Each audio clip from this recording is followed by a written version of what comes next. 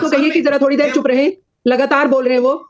हाँ साहब थोड़ा सा पानी पी लीजिए, थोड़ा सा पानी पी लीजिए, अभी चर्चा होगी। Shabnam ji please continue. मैं अपने भारत के सारे नागरिकों को बता देना चाहती हूँ, अनुराग भाई आपके चैनल के माध्यम से, सीए से किसी मुस्लिम को कोई प्रॉब्लम नहीं है, ना थी, ना है, ना भविष्य में होगी।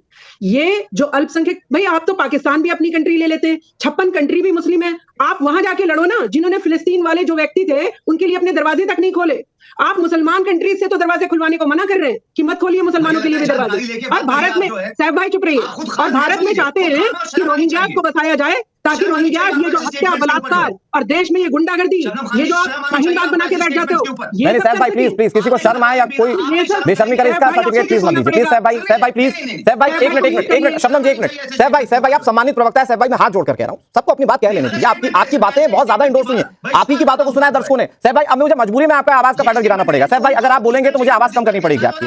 साहब भाई प्लीज हो गया, ठीक है। Shabnam ji please continue and sum up please. कब तक शोषण करेंगे आप? हिंदू भाइयों के लिए आप कोई काम करने को तैयार नहीं है। पहली बार कोई सरकार मुस्लिमों को भी लेकर चल रही है, मुस्लिम बेटियों को भी लेकर चल रही है। और वो हिंदू भाई जो पाकिस्तान का आपको पता नहीं है क्या? 17 साल की बेटी 80 साल के मुल्ला से ब्याह दी और उसका धर्म परिवर्तन करवाया। कितने % बचे आज वहां?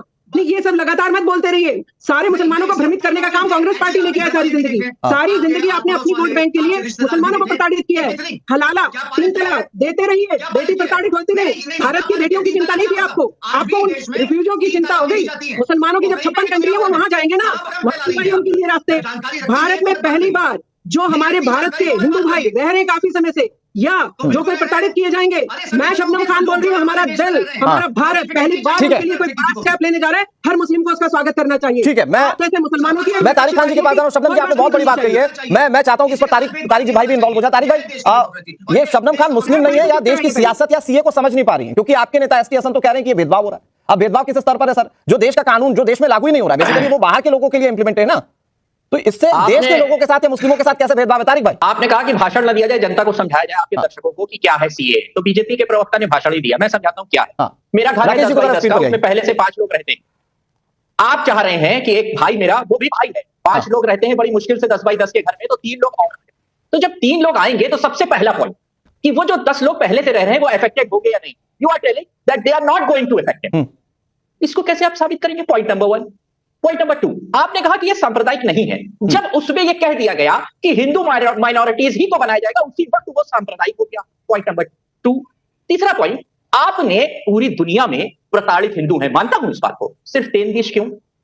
पॉइंट नंबर 4, आप ये अखंड भारत की भी बात करते हैं, पार्लियामेंट में नक्शा बनाया था, तो अखंड भारत में अगर मुसलमान प्रताड़ित है तो वो आपका पुराना, ठीक है राकेश भाई, इसके बाद आपको चला जाए वो जो 56 देश है उनके पास जाए, वो आपका भाई नहीं है। पहले तो आप कहते हैं कि वो आप ही से कन्वर्टेड हुआ है, पहले हिंदू था, हमने पहले हिंदू था। अब वो अगर कहता है कि हम दूसरे देश में प्रताड़ित हो, तो आप कहिए चले जाइए युगांडा, चले जाइए मुस्लिम देशों के पास 56। ये कौन सी बात है? ये कौन सी बात है? अगर सवाल इस देश के नागरिक उठाए। अच्छा, दूसरी बात, अगर हिंदुस्तान में प्रॉस्पेरिटी आ गई होती, प्रति व्यक्ति आय अमेरिका से बेहतर हो गई हो, तो सवाल नहीं था सर, अब 0 सवाल था। बुला लेते आप 10-15 करोड़ लोगों को, मैं साथ चलता, मैं कहता कि ठीक है कोई प्रॉब्लम नहीं। हमारे यहाँ तमाम किस्म की दिक्कतें हैं।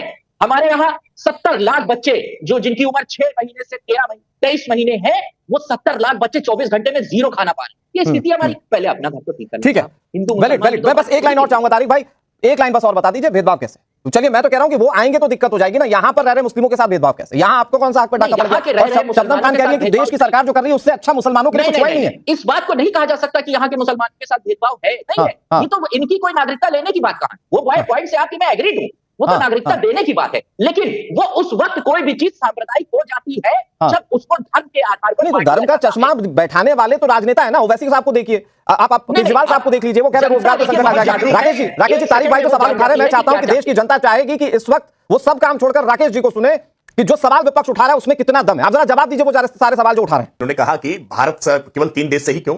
इन 3 देशों से इसलिए क्योंकि ये 3 देश एक समय में भारत का हिस्सा रहे।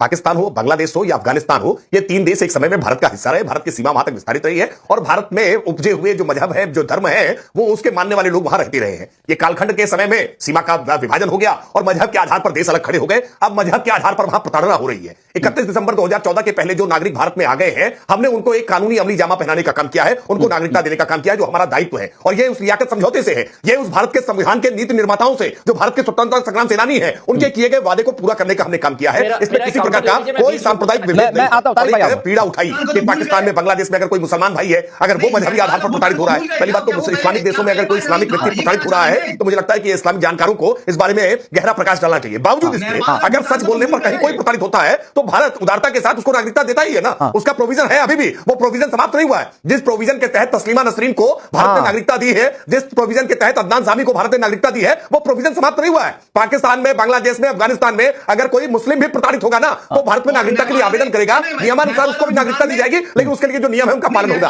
अभी केवल 31 दिसंबर 2014 के पहले जो भारत में प्रवेश कर चुके या भारत में नागरिकता के लिए जिन्होंने आवेदन किया है, पाकिस्तान, बांग्लादेश और अफगानिस्तान के उन सभी हिंदू भाइयों को, सिख भाइयों को, जैन भाइयों को, पारसी भाइयों को, ईसाई भाइयों को भारत उनको नागरिकता देने का कानून पारित कर चुका है। आप इस पर व्यर्थ विलाप करने का काम मत करिए। किसी नागरिक के बीच में कोई भी भेद नहीं करता है, किसी नागरिक की नागरिकता नहीं छीनता है, ये बात स्पष्ट है। ठीक है सैफ भाई, आप कह रहे हैं नेपाल और भूटान क्यों नहीं, सर वहां पर हिंदुओं पर अत्याचार इसलिए नहीं है कि वो हिंदू है। मैं एक छोटी सी चीज बताता हूं आपको, पाकिस्तान के अरे सैफ भाई आप मेरी बात तो सुनेंगे, सैफ भाई प्लीज मैं कह रहा हूं पाकिस्तान की स्थिति क्या है। वहां पर एक क्रिकेटर हुआ करते थे राजा मोहम्मद यूसुफ, जिन्हें कन्वर्ट करना पड़ा क्योंकि उन्हें पाकिस्तान में क्रिकेट खेलना था। तो अल्पसंख्यकों के हाल देखिए, मैं आंकड़े नहीं, मैं आपको जो एग्जांपल से मैं उसको बता रहा हूं। लेकिन सैफ भाई सुनिए मेरी बात सुनिए। नहीं सैफ भाई ठीक है, नहीं तो मेरा सवाल जो है वो भारतीय जनता पार्टी के प्रतिनिधि से है कि नेपाल और भूटान नहीं है। ठीक है राकेश जी, आपने नोट कर लिया होगा, मैं इस पर बात करूंगा। सैफ भाई एक जो बहुत बेसिक सा मूलभूत सवाल है वो ये है, क्योंकि आप ये कह रहे हैं सैफ भाई, आप क्या मेरी आवाज नहीं सुन पा रहे हैं या सुनना नहीं चाहते? सवाल इतने तीखे नहीं है अभी मेरे, मैं तो सिर्फ समझने की बात कर रहा हूं। पहले उनकी तरफ से जवाब आ जाए फिर आपकी अरे सैफ भाई ठीक है वो आएगा, मैं आपको बोलने का मौका दे रहा हूं, आपको चाहिए कि आप उनसे सवाल करें। इन्होंने ये भी जवाब नहीं दिया, और अरे वो देंगे सैफ भाई, वो देंगे। तारिक भाई मैं आ रहा हूं आपके पास, आप देखिए आपके सहयोगी किस तरह से टाइम वेस्ट कर रहे हैं। सैफ भाई प्लीज मेरी बात सुन लीजिए, सवाल सुन लीजिए। तारिक भाई मैं आ रहा हूं जवाब पूछना हुआ और सवाल सैफ भाई प्लीज, सैफ जी प्लीज, आप सैफ जी आप टाइम वेस्ट कर रहे हैं सर। अब मैं आपको सीरियसली कह रहा हूं, आप टाइम वेस्ट कर रहे हैं। तो आप यहां पर सवाल पूछेंगे, आपका जवाब आपको मिल जाएगा, लेकिन मेरा सवाल जो है पहले उस पर जवाब दीजिए। आप कांग्रेस पार्टी को रिप्रेजेंट कर रहे हैं, इतने अहम मुद्दों पर आप उसको रिप्रेजेंट करने के लिए यहां पर टीवी चैनल पर बैठे हैं। आर्टिकल 15 में पढ़ के सुना देता हूं। The state shall not discriminate against any citizen on the ground of religion.